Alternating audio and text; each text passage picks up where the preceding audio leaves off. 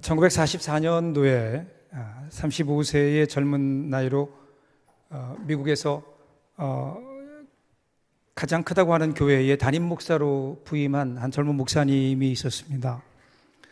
젊은 나이에 큰 교회를 목회하다 보니까 여러 가지 일들로 스트레스가 과중했고요. 그래서 그랬는지 그에게 아주 특별한 취미가 하나 있었는데 그 취미가 사냥이었습니다. 사냥. 우리나라와는 다르게 미국적인 상황에서 사냥은 좋은 취미가 될 수 있거든요. 어느 날 그분이 사냥을 나갔는데 사냥감을 찾다 보니 멀리에 어른거리는 노루 같은 것이 하나 보이는 겁니다. 그래서 정조준으라고 방아쇠를 당겼는데 명중했어요. 그래서 야, 노루를 잡았다. 그리고 뛰어가 보니까 이게 웬일입니까? 실수한 거예요. 노루가 아니라 사람이 총에 맞았습니다. 즉시 병원으로 옮겨졌지만 결국은 사망하게 되죠. 이 사실이 알려지면서 그 지역에 있는 언론들과 교회가 이제 들끓기 시작합니다. 교회는 더 말할 것도 없겠죠. 사람을 죽인 목사, 고의가 아니더라도 사람을 죽인 목사를 어떻게 교회에서 받아들일 수 있겠는가? 이런 여론들이 거세지면서 결국 이 목사님도 교회에 사임서를 내게 되죠. 자, 여러분이 그 교회 교인이라면 어떻게 하시겠습니까? 아니, 제가 그랬다면 여러분 어떻게 하시겠습니까? 여러분의 표정이 아주 묘합니다. 이런 질문을 가지고 오늘 말씀 속으로 한번 같이 들어가 보기를 원합니다. 오늘 말씀에서 21절 보면 베드로가 이렇게 예수님께 질문하면서 시작이 돼요. 그때 베드로가 나와 이르되 주여, 형제가 내게 죄를 범하면 몇 번이나 용서하여 주리이까? 7번까지 하오리이까? 그러니까 여러분, 예수님 당시에 그 유대인들은요, 그들의 신앙을 수치화하는 것을 좋아했습니다. 그래서 안식일을 거룩히 지켜라. 안식일을 거룩하게 지키려면 일을 안 해야 되는데, 노동 금지해야 되는데 도대체 어디까지가 노동이냐? 그래서 2kg 이상을 들면 노동이니까 2kg까지는 괜찮고 그 밑으로는 안 된다. 이런 이상한 법들이 막 숫자들이 생겨나기 시작한 겁니다. 그 중에 하나가 용서에 관한 숫자입니다. 자, 우리가 형제를 용서하는데 몇 번이나 용서해야 되는가? 3번만 용서하면 된다. 그 다음에는 용서하지 않아도 용서로 쳐주겠다. 이런 겁니다. 그 당시 랍비들은 3번까지만 용서하면 그 이상은 안 해도 된다. 이렇게 가르쳤습니다. 그러니까 지금 베드로가 그런 차원에서 예수님께 나와서 묻는 거예요. 자기 자신은 그 3번을 뛰어넘는 7번. 여러분, 특별히 7이라는 숫자는 완전 숫자 아니에요? 이 거룩한 수에 해당하는 7번을 강조하면서 7번 정도 용서하면 되겠지요, 예수님. 이렇게 얘기한 겁니다. 이렇게 묻는 베드로의 마음은 어떤 걸까요? 우리는 성경에서 이와 비슷한 질문을 보게 됩니다. 요한복음 8장을 보시면 가늠하다 현장에서 잡혀온 여인, 그 여인을 예수님께 데리고 와서 질문하는 내용이 나오죠. 5절에, 8장 5절에 보면 이렇게 나옵니다. 모세는 율법에 이러한 여자를 돌로 치라 명하였거니와 선생은 어떻게 말하겠나이까? 쉽게 얘기하면 지금 가늠하다 잡혀온 여인을 놓고 그 앞에서 이 여인을 용서할까요 말까요? 이렇게 질문하고 있는 겁니다. 그런데 이 질문에 대해서 예수님은 즉답을 피하십니다. 그리고 허리를 굽혀서 손가락으로 땅에다 글씨를 쓰시죠. 뭐라고 쓴지는 모르겠지만 글씨를 쓰세요. 그리고 어느 순간 허리를 펴시고 그 돌을 들고 돌로 치려고 하는 그 사람들을 향하여 이렇게 말씀하시죠. 너희 중에 죄 없는 자가 먼저 돌로 쳐라. 여러분, 여기에서 예수님께서 죄 없는 자라고 말씀하실 때 썼던 단어는요, 단순히 그냥 죄를 범하지 않은 자 그런 뜻이 아니라 죄를 지을 욕망조차 없는 자라는 뜻입니다. 이런 사람이 어디 있겠어요? 없지요. 지금 예수님께서는 돌을 들어서 저들을 용서할까요 말까요 물으시는 그 군중들을 향해서 너희가 돌을 들고 저 사람을 칠 것인가 말 것인가를 결정하기 전에 너희 먼저 너희 자신의 모습을 살펴보아라. 이 예수님의 말씀 앞에 그들은 자신들의 모습을 보게 됩니다. 그러면서 그 앞에 있는 여인과 다를 것이 없는 자신들의 죄의 모습을 발견하게 되는 겁니다. 그래서 돌을 다 놓고 흩어지게 되죠. 그때 예수님도 말씀하세요. 나도 너를 정죄하지 않는다. 그러나 제발 다시 그런 죄 짓지 마라. 가끔 우리들은 그런 이야기를 하죠. 나는 도저히 그를 용서할 수 없다라는 말을 듣습니다. 그런데 한번 생각해 보십시오.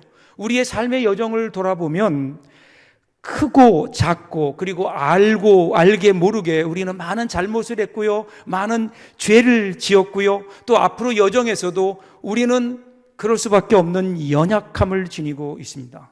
우리 인생 가운데 만일 과거에 누가 우리의 죄를 용서해 주지 않았다면, 나의 잘못을 안아주지 않았다면, 그리고 미래에 내가 살아갈 미래에 누군가가 용서해 주지 않는다면, 그럼 우리가 어떻게 이 세상을 살아갈 수 있을까요? 우리는 연약한 인간들입니다. 다 죄인입니다. 그러므로 우리는 용서를 논하기 전에, 내가 누구를 용서할 것인가 라고 묻기 전에 과연 나는 용서할 자격이 있는가? 혹시 내가 용서하기 전에 내가 용서받아야 될 죄는 없는가? 겸손하게 우리 자신의 모습을 한번 돌아봐야 되지 않을까요? 내 눈에 들보는 보지 못하면서 다른 사람들의 눈에 티는 잘 보이는 것이 우리의 속성이기 때문에 다시 한번 우리의 모습을 돌아볼 수 있기를 바랍니다. 이러한 질문에 대한 예수님의 대답을 보세요. 22절입니다. 예수께서 이르시되 내게 이르노니 7번뿐 아니라 7번을 70번까지라도 할지니라. 자, 7번을 70번까지. 그러면 몇 번이죠? 490번이에요. 490번. 왜 예수님께서는 이렇게 말씀하셨을까요? 무조건 용서해라 라고 하는 의미만은 아닙니다. 이것은 용서라고 하는 것이 이렇게 길게 갈 수도 있다라는 겁니다. 용서가 단번에 끝나는 게 아니라 일련의 과정임을 암시합니다. 여러분, 오늘 우리가 용서에 대해 갖는 가장 결정적인 오해가 그냥 용서는 한 번으로 끝난다라고 생각한다는 겁니다. 하나님은 한 번에 용서하십니다. 그런데 우리는 절대로 한 번에 용서할 수 없습니다. 보통 우리가 용서 그러면 그렇게 얘기하죠. 용서할 때 흔히 우리는 영어로 이렇게 얘기해요. Forgive and forget 이렇게 얘기해요. 그래서 용서하고 잊어라. 만일에 용서하면 잊어야 되고, 그런데 용서했는데도 잊혀지지가 않는다면 그것은 용서하지 않은 것이다라고 우리는 스스로 그렇게 생각합니다. 그러면서 우리는 이러한 용서하지 못한 자신의 모습을 보면서 또 괴로워합니다. 내가 그리스도인으로서 용서한다 해놓고 내가 용서하지 못했구나. 상처 위에 상처를 가하는 잘못을 범하고 있는 겁니다. 여러분, 용서가 어떤 걸까요? 그때 기억하셔야 돼요. 용서하지 않은 게 아니에요. 용서했습니다. 다만 우리는 분명히 그 사람을, 나에게 상처를 준 사람을 용서했어요. 그럼에도 불구하고 이제는 나는 그 사람은 용서했지만 내 안에 그 일들로 인해서 내가 받은 상처가 회복될 시간이 우리에게 필요한 것뿐입니다. 먼저 용서하기 위해 결단해야 됩니다. 의지적인 용서가 필요합니다. 그런데 우리가 의지적으로 그 사람을 용서했다고 해서 자동적으로 우리의 가슴까지 용서가 되는 것은 아닙니다. 용서했는데 보면 또 미운 마음이 들 수 있어요. 그러니까 용서하기로 결단했다 하더라도 우리의 마음은 아직도 그렇게 회복되지 않은 겁니다. 바꾸어지지 않는 겁니다. 그래서 어떤 분이 그런 얘기했죠. 우리 인생의 가장 긴 여행은 머리부터 가슴까지로 가는 여행이다. 진정한 용서, 완전한 용서에 이르기 위해서는 우리 가슴이 용서를 해야 되는데, 그렇게 하려면 먼저 우리가 의지적으로 용서해야 되는 결단이 있고요. 그 다음엔 우리 안에 우리가 가지고 있는 상처를 돌보며 그것을 회복하는 시간이 필요한 겁니다. 이렇게 온전히 회복되었을 때, 그때 학자들은 이것을 정서적 용서 그렇게 이야기합니다. 그런데 여러분, 이 순서가 중요합니다. 내 안에 미움과 분노가 다 사라진 다음에 용서하는 게 아닙니다. 용서함으로 우리 안에 있었던 미움과 분노가 사라지게 되는 겁니다. 그러기에 먼저 우리는 의지로 결단해야 됩니다. 용서하기로 결단해야 됩니다. 오늘 이 아침에 우리 마음속에 아직도 용서하지 못한 일이 있거든, 용서하지 못한 사람이 있거든, 마음으로 먼저 한번 결단해 볼 수 있기를 주님의 이름으로 축복합니다. 용서한 거예요. 그것이 우리의 용서의 시작입니다. 다만 그때부터 아직까지 우리 마음속에 있는 그 감정이 회복되지 않은 겁니다. 이제부터는 상대방을 더 이상 용서하는 것이 아니라 내 안에 상처 입은 우리의 감정을 회복해 가는 겁니다. 그렇게 아파하는 우리 자신을 그대로 보고 품어줘야 됩니다. 고통 속에 울고 있는 나를 내가 품고 돌봐야 되는 겁니다. 이것이 여러분 용서의 과정인 거예요. 그래서 용서가 어려워요. 쉽지 않잖아요. 가장 어려운 일이 미운 사람 사랑하는 것, 그리고 용서하는 것 아닐까요? 용서하는 것. 그래서 예수님은 이렇게 용서하라라고 하시면서 그 다음에 우리에게 한 가지 이야기를 들려주십니다. 23절, 24절부터 보세요. 그러므로 천국은 그 종들과 결산하려 하던 어떤 임금과 같으니 결산할 때에 10,000달란트 빚진 자 하나를 데려오매. 자, 어떤 임금이 이제 사람들과 결산을 하는데 그 중에 한 종을 데려오게 했다. 사실은 데려오게 한 게 아니라 끌려온 거예요. 원문을 보면. 왜 끌려왔는가? 이 종이 자그마치 빚을 졌는데 빚이 10,000달란트예요. 10,000달란트, 이게 도대체 얼마일까? 여러분, 그 당시 하루 노동자의 품삯이 1데나리온, 한 데나리온인데 이 1달란트는 6,000데나리온. 그러니까 10,000달란트라면 얼마나 될까요? 계산하지 마세요. 엄청난 겁니다. 여러분, 당시 헤로드 왕의 1년 수입이 900달란트였다 그러고요. 그 지역의 갈릴리와 베레아 지역에서 거치는, 그래서 로마 제국에 드려야 되는 세금이 총 합해봐야 200달란트였다라는 것을 고려하면 10,000달란트, 엄청난 액수입니다. 몇백 년을 갚아도 갚을 수 없는 빚입니다. 그래서 25절 보세요.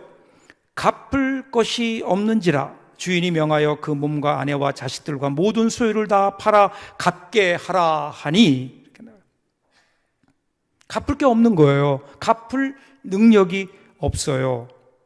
자기 소유는 물론이고 아내와 자식, 심지어 자신까지 팔아야 되는 신세인데 그렇게 해도 턱도 없는 빚인 거예요.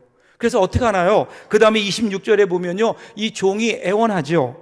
그 종이 엎드려 절하며 이르되 내게 참으소서 다 갚으리이다 하거늘. 근데 여러분, 이 대답을 자세히 보세요. 대답에 진정성이 없어요.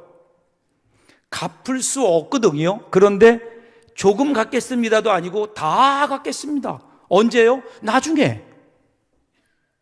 말도 안 되는 이야기를 하는 겁니다. 그런데 놀라운 것은 이러한 종의 모습을 본 이 주인의 마음의 변화가 일어났어요. 27절 보세요. 그 종의 주인이 불쌍히 여겨 놓아 보내며 그 빚을 탕감하여 주었더니, 여기 보면 주인이 그 종을 불쌍히 여겼다 이렇게 나옵니다. 갚을 길이 없잖아요. 뻔히 아는데 그래도 어떻게든 살아보겠다고, 좀 갚겠다고, 기회를 달라고 애걸복걸하는 그 사람을 보니까 마음속에 불쌍히 여기는 마음이 들어온 거예요. 불쌍히 여긴다. 여러분, 불쌍히 여긴다는 게 어떤 걸까요? 여러분, 불쌍히 여긴다는 것은 무조건 봐주라는 게 아니에요.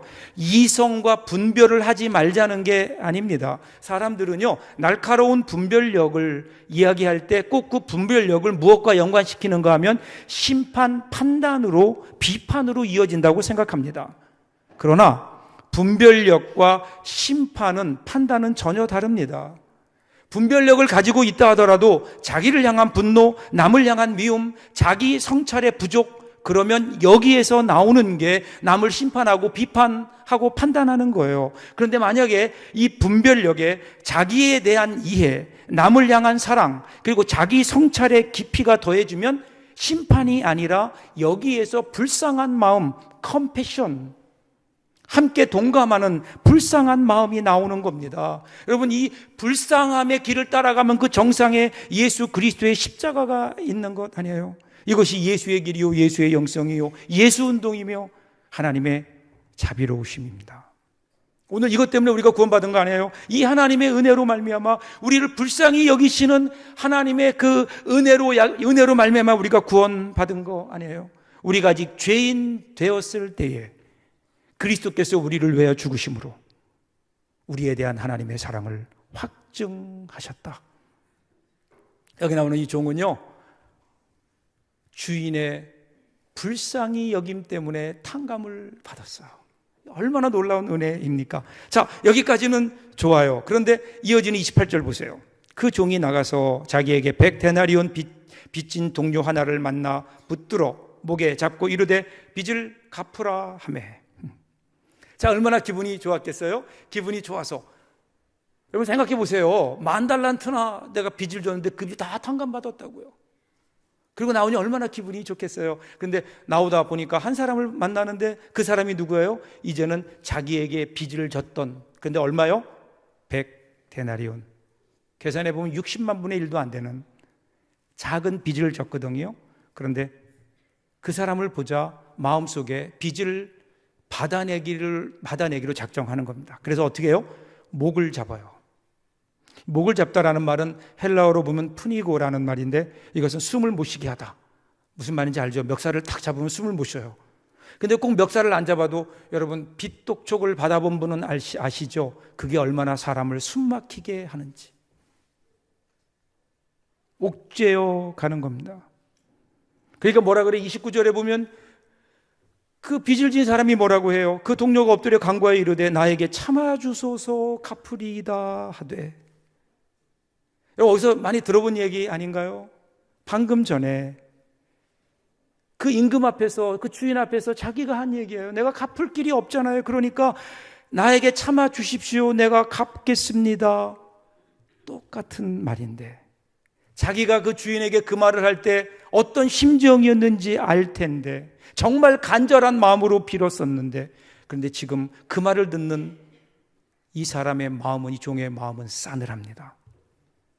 그 소리가 들려오지 않는 거예요. 불쌍히 여기는 마음이 없는 거예요. 빚 갚을 때까지는 못 나온다. 감옥에 가두어 버립니다. 30절이죠. 허락하지 아니하고 이에 가서 그 빚을 갚도록 옥에 가두거늘. 왜 그랬을까요? 여기 나오는 이 사람은요, 그 주인이 품었던 불쌍히 여기는 마음이 없었던 거예요.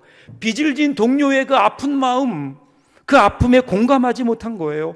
더군다나 자신의 채권자였던 주인이 자기에게 베풀었던 그 은혜를 불쌍히 여겼던 그 마음을 그는 기억하지 못했어요. 바로 얼마 전, 바로 몇 시간 전에 그 종을 불쌍히 여기는 마음으로 풀어주었잖아요. 놓아주었잖아요. 여러분, 여기서 놓아주었다라는 말은 마태복음 18장 18절에 풀다라는 말과 맥을 같이 합니다. 18절을 볼까요? 진실로 너희에게 이르노니 무엇이든지 너희가 땅에서 매면 하늘에서도 매일 것이요 무엇이든지 땅에서 풀면 하늘에서도 풀리리라. 그러니까 매면 매여요. 풀면 풀려요. 여기 보세요. 탕감받은 이 종이 100데나리온의 빚진 동료를 용서하지 않고 결국 그를 메웠어요. 그를 감옥에 집어넣었어요. 나중에 어떻게 되나요? 그도 감옥에 갇히게 되는 거예요. 매면 매이는 겁니다.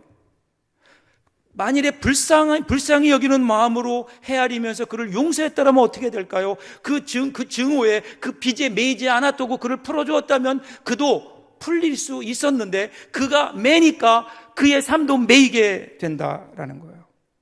이어지는 32절, 33절 보세요. 이에 주인이 그를 불러다가 말하되 악한 종아, 내가 빌기에 내가 내 빚을 전부 탕감하여 주었거늘 내가 너를 불쌍히 여긴 것 같이 너도 내 동료를 불쌍히 여김이 마땅하지 아니하냐. 예수님이 강력하게 도전하시는 거예요. 마땅하지 아니하냐. 당연히 그 일을 해야 되지 않느냐. 마땅히 해야 되는 그 일을 왜 하지 못했을까요? 그는 1만 달란트 빚을 지고도 탕감받았다는 그 사실, 그 사건을 잊어버린 겁니다. 아니, 탕감받은 사건은 그가 기억하는데 탕감해준 주인의 은혜는 그의 마음속에 남아있지 않은 겁니다. 은혜를 받았다면, 그 은혜를 입었다면 그 은혜에 대한 감사함이 그의 마음속에 있어야 될 텐데 은혜는 받았는데 그 감사함이 그의 마음에 없었어요. 그래서 그는 다른 사람을 용서하지 못하는 겁니다.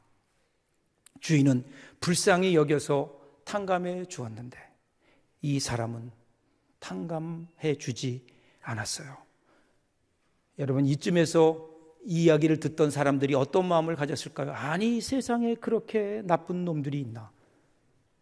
아니, 어떻게 그럴 수가 있나? 금방 자기가 그렇게 용서를 받아놓고 용서를 못하다니 어떻게 사람이 이렇게 양심이 없을 수 있나라고 얘기하는 사람들을 향해서 예수님께서 이렇게 말씀하세요. 마지막 35절입니다.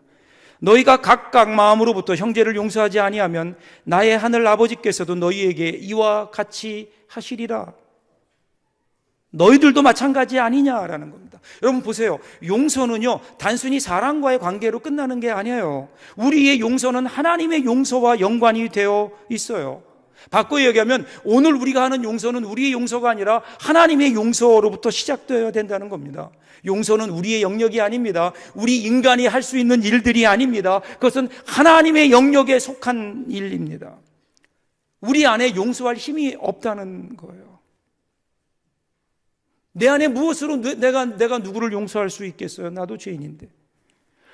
우리가 용서할 수 있는 그러한 근거가 있다면, 힘이 있다면 오직 하나님의 용서가 우리 가운데 기억될 때, 하나님의 용서가 우리 안에서 우리의 힘으로 작용할 때, 그때 우리도 용서할 수 있는 거예요. 여러분, 하나님이 우리를 용서하셨거든요. 그 용서의 극치가, 클라이맥스가 뭐죠? 십자가예요. 우리를 위해 십자가에 죽어주신 예수 그리스도의 그 모습, 우리의 죄를 용서하기 위해서. 이것만큼 우리에게 더 큰 용서의 상징이 어디에 있을까요? 그러기에 우리는 십자가를 묵상하는 겁니다. 십자가 구원의 은혜를 깊이 깨달을수록 우리는 더욱더 용서할 수 있는 사람이 되는 겁니다. 그런데 자꾸만 우리는 이것을 잊어버려요. 그러기에 우리는 매일 십자가 앞에 십자가를 묵상해야 되는데, 여러분, 예수님의 십자가는요, 갈보리에 있어서는 안 되는 거예요. 갈보리에 있던 십자가는 과거에 있던 십자가예요. 그 십자가를 오늘 여러분의 가슴으로, 여러분의 삶 안으로 그 십자가를 옮겨 오셔야 됩니다. 내 삶의 현장 안으로 그 십자가를 끌어 안으셔야 됩니다. 그래서 날마다 그 십자가를 묵상하고 십자가의 은혜 앞에 감격하고 그 받은 그 용서를 우리의 삶 속에서 다른 사람들을 용서하며 그 빚을 갚으며 살아가지 않으면 오늘 그 십자가가 우리에게 무슨 의미가 있겠어요? 그리고 긍휼을 베풀지 않으면 하나님께서 우리를 긍휼히 여기시지 않겠다. 우리에게 주셨던 긍휼의 은혜도 하나님께서 몰수해 가시겠다. 하나님은 우리를 향해서 엄포를 놓으시는 거예요. 이 앞에 오늘 우리는 어떻게 살아야 할까요? 우리는 그렇게 큰 용서를 받고 살면서도 왜 우리는 전혀 용서받지 못한 사람인 것처럼 용서하지 못할까요? 자, 제가 오늘 설교 도입에서 한 목사님의 얘기를 했죠. 그 다음에 교회가 어떻게 됐을까요? 교회가 난리가 났죠. 그런 목사님을 어떻게 모실 수 있겠습니까? 당장 사임하게 해야 됩니다. 그런데 그때 교회 안에서 예상치 못한 일들이 벌어졌습니다. 오랫동안 기도하던 기도 모임을 하던 분들 사이에서 이런 얘기들이 나오기 시작한 거예요. 자, 이제 고인은 아니더라도 사람을 죽인 젊은 목사, 어느 교회가 받아주겠는가? 우리가 용서하지 않으면, 우리가 받아주지 않으면 저 목사님은 평생 갈 곳이 없을 텐데 우리가 목사님을 한번 용서하면 안 될까? 그 목사님을 다시 한번 받아주면 안 될까? 사람들이 모여서 기도하기 시작했고, 그래서 드디어 용서하기로 결정을 합니다. 그 교회에 남아서 계속 사역하도록.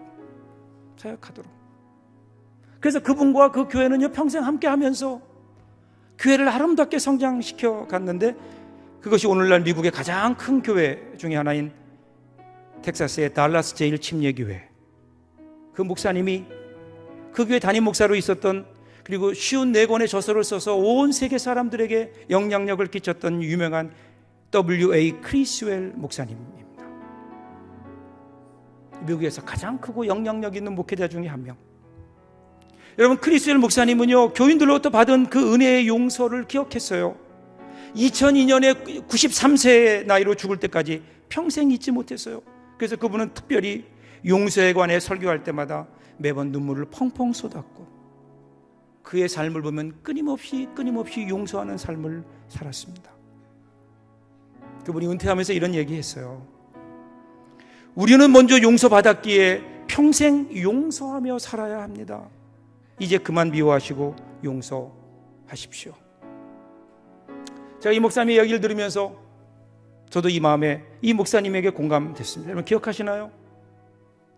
우리 교회가 재개발되는 과정에서 조금 더 교회를 좋게 편하게 짓겠다는 욕심으로 인해서 저희 교회가 사실은 큰 물질적인 손해를 보았죠.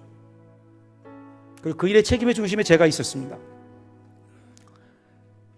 그때 여러분 기억하시겠지만 제가 책임지고 그 교회를 사임하겠다고 했을 때 그때 함께 했던 우리 교우들,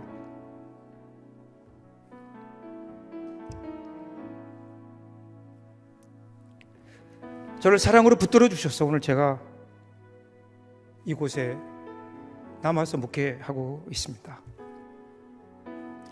사실은 가슴이 좀 차가워질 때, 어려울 때 여러분들의 그 사랑을 생각하면 제 마음이 따뜻해집니다. 용서는 용서의 기억에서 옵니다. 여러분 오늘 이야기는요 그냥 이야기가 아니었어요. 이야기는 천국에 관한 이야기였어요. 용서할 때 천국이 이루어진다는 거예요. 예수님은 천국은 그 종들과 결산하려 하던 어떤 임금과 같다고 하셨고 그 임금은 불쌍히 여겨서 종의 10,000달란트 빚을 탕감해 주었습니다. 이렇게 탕감해 주는 것, 용서해 주는 것, 이것이 천국이라는 거예요. 만일에 오늘 우리 삶 속에 이 천국이 경험되고 있지 않다면, 혹시 오늘 우리가 용서하지 못하는 마음이 이 땅에 천국이 임하는 것을 막고 있는 것은 아닌지, 여러분 마음 혹시 지옥인가요? 왜 그럴까요? 내 마음속에 누군가를 용서하지 못하는, 어떤 일을 용서하지 못하는 그 마음, 풀지 못하는 그 마음 때문에 천국이 우리 가운데 임하지 않는 것은 아닐까? 여러분의 가정에, 우리 교회 공동체 안에, 여러분이 살아가는 삶 속에 하나님의 나라가 임하지 않는다면 혹시 내가 용서하지 못하고 풀어버리지 못하는 그것 때문에 하나님 나라의 통치가 임하지 못하고 있는 것은 아닌가? 용서하십시오. 예수 그리스도의 십자가의 용서 앞에 우리가 하지 못할 용서가 과연 무엇이 있겠습니까? 용서하십시오. 그리고 천국의 기쁨을 맛보십시오. 그곳에 하나님 나라가 임하게 될 줄로 믿습니다. 기도하겠습니다.